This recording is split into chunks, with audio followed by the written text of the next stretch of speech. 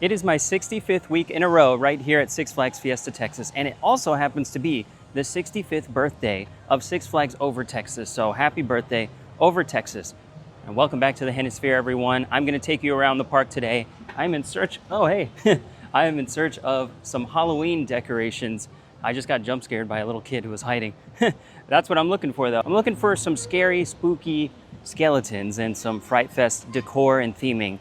We'll see what we can find. Now we're starting off today at E6 Gaming because it's been a while since I went in here. Last time they had Werewolf Gorge merch, and it looks like they still do. They also have other merch like Iron Rattler. Let's see what's on the other side here. Yep, more IRAT. This looks like Werewolf Gorge. Yep, that's the shirt I'm wearing.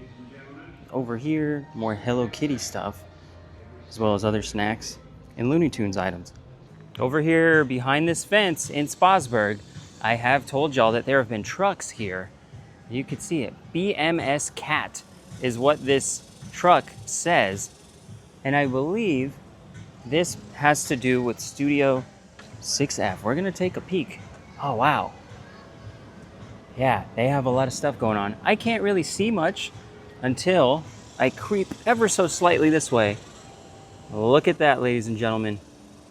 Nosferatu confirmed for 2026. It's kind of hidden, it's hard to see, but yeah, these trucks, they are doing some work on Studio 6F, and we're gonna go talk about it. And first I wanna talk about the Coaster Candy shop because people said that some stuff was removed from in here, so we'll go in and check it out. So someone was telling me that M&Ms, or maybe they were the M&M figures, were removed. I see M&Ms here, but I also see these bear bells. I really do like these bars, but I never buy them because they're a little pricey. Now here at Studio 6F, the outside has not changed at all. The barriers are still up on this side, but I have gotten more comments that all say the same thing about this place. And it is a little unfortunate, but people are saying that there is a mold problem with this store, and so perhaps those trucks that are behind it are removing all of the mold inside. I could see some of the merch outside next to those trucks, so good on Six Flags for improving this space right here, getting rid of the mold, if that's true. So I just looked up BMS Cat San Antonio, and it pulled up a water damage restoration company. So that does fall in line with what people are saying about mold. That's very unfortunate, but I believe you guys.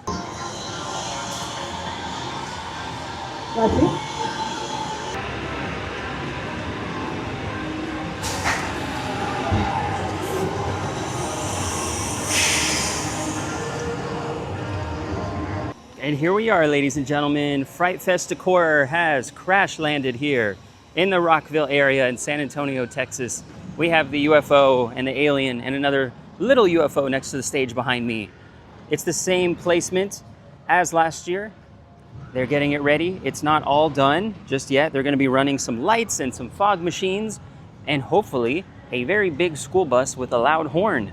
Now I spy with my little eye what I think is the well that goes on Sposburg. I see a little hut right there, but I can't see my screen right now because of the glare. Now I won't be going in the boardwalk today because it opens later, but I will be back tomorrow, so make sure you stay tuned for tomorrow's video. If you look, you can see the very top of something that's purple in the boardwalk. They have decorations up in there. I will show you tomorrow. Make sure you subscribe. Here's your look at Rockville. I don't see much of anything new. There's just some trusses on top of the buildings here, and these might have been here for the past couple of weeks. I'm sure they'll add a little more.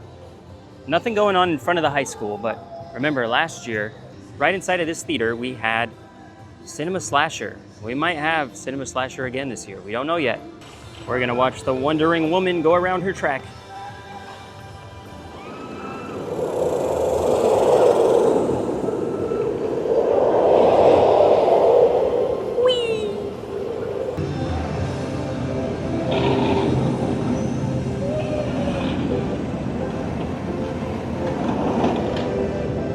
Now the Hollywood store is closed right now. I don't know if it'll open later or not, but I have heard that there is upwards of 70% off some of these items. There's a sign right there, there it is, it says 15, but I have seen stuff in here from people that say 70 to 75% off.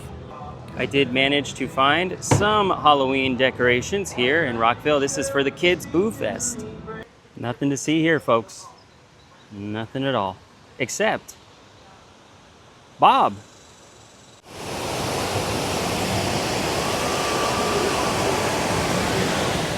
Now I'm making my way into Crack Axle Canyon, and I want to check on two things. Are there any Fright Fest decorations up? And is Iron Rattler still on one train ops? One thing that is operating like normal appears to be Gully Washer. But how long is this water going to remain Powerade blue?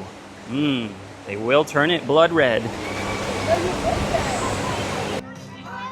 Everything is looking normal so far here in Crack Axle Canyon, but we should see some steam pumpkins right here in this area soon.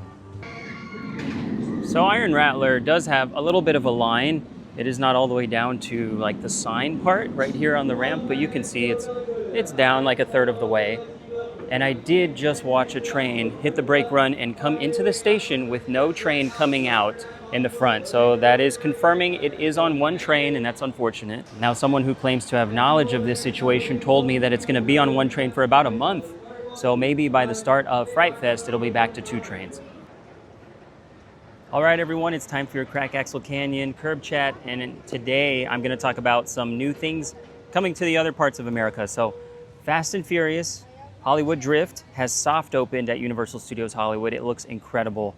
I really want to get out there next year to ride that. So far, people have been waiting about 3 hours for it, and they all seem to love it. I'm really happy about that.